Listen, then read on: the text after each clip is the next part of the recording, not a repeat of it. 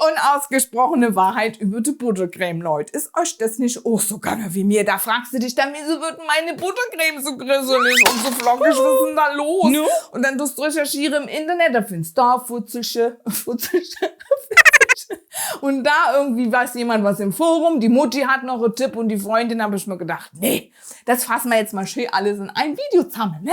Und hier hinten steht meine Butter neben ein Pudding schon für geraume Zeit, weil die Joanna hat nämlich eine Studie gemacht, da werdet ihr gespannt sein, was dabei rauskommen ist. Den Pudding hier habe ich erst gekocht, der ist schon ein bisschen abgekühlt. Ja, und als erstes, wissen wir ja alle inzwischen, die Butter sollte zimmerwarm sein und das ist sie. Und jetzt tun wir uns die erstmal cremig rühren. So, gucke mal hier, 8 Minuten volle Pulle und du hast so richtig schöne cremig weiße Butter und so muss die auch sein. Und wir machen heute die deutsche Buttercreme mit Pudding, da könnt ihr nehmen, welchen ihr wollt. Ich habe hier halt den Vanillepudding, den habe ich vorhin schon gekocht und das sage ich euch ja auch immer in den Rezepten, ne? Wenn ihr den gleich heiß dann reingießt in die Schüssel, macht eine Frischhaltefolie drauf, weil dann denkt nämlich der Pudding, er hat schon Haut, ne? Und den geben wir jetzt dazu und zwar unter langsamem Rühren löffelweise. Und jetzt schau mal dahin, das ist doch keine Buttercreme. Das ist ja voll grisselig. Das kann man so nicht verarbeiten. Das kann man niemandem anbieten, Leute. Das ist ja unglaublich. Wisst ihr auch warum? Ich habe nämlich den Pudding in den Kühlschrank abkühlen lassen, ja. Habe ich so gelesen, super Tipp. Aber genau das war der Fehler. Denn wenn das zu kalt ist, wird es so grisselig. Also stellt niemals den Pudding in den Kühlschrank. Machen nämlich viele, weil es so lange dauert. Ich zeige euch schon mal einen Zeitraffer.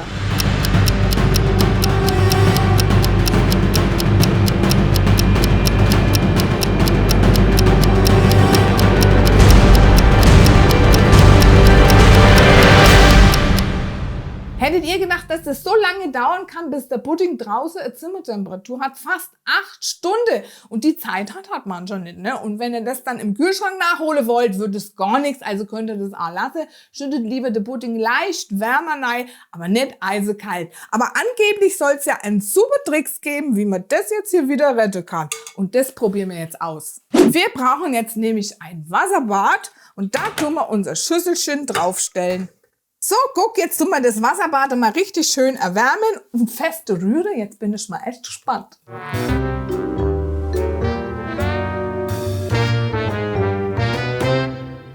So, guck mal hier, ich habe jetzt so ungefähr 5 Minuten gerührt, auch nicht zu heiß, so ungefähr die Hälfte von der Platte.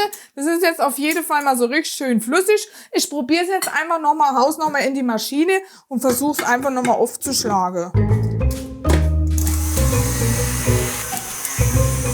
Also Leute, ich weiß ja nicht, aber ich glaube, versaut ist versaut. Da wird nichts mehr. Das ist jetzt so richtig schöne Suppe. Also ich glaube, da kann man nichts mehr retten jetzt. Oder hat von euch vielleicht noch irgendjemand einen Tipp? So, guck, jetzt habe ich hier meine beiden Probanden nochmal zusammengebracht. Die hatten jetzt die letzte 8 Stunden Zeit, sich zusammenzutun und auf gleiche Temperatur zu kommen. Und jetzt probieren wir es einfach noch einmal.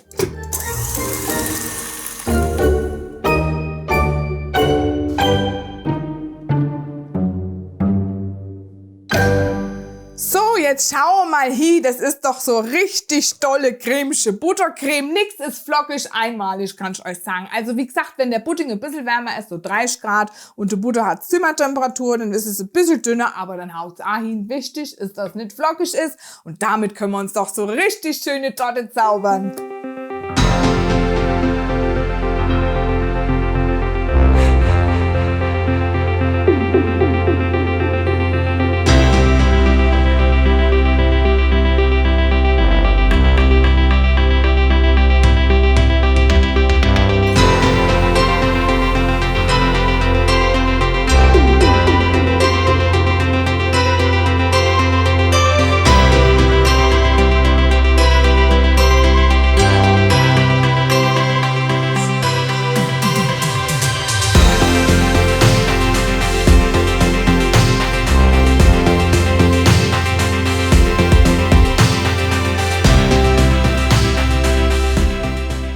Na, das schaut doch schon mal ganz gut aus hier, oder? Und für die Deko brauchen wir noch ein bisschen gehackte Mandel. Die habe ich da hinten drin, die rösten wir uns ein bisschen goldbraun. Schau, die Nüsse sind jetzt schon ein bisschen abkühlt. Die hat jetzt Joanna einfach dahin geschüttet, einmalig. Und da habe ich jetzt ganz tolle Tricks für euch, weil wie bringen wir die jetzt an den Rand? Dann nehmen wir uns eine halbe Zitrone, tippen da einmal rein und dann geht's schon ran.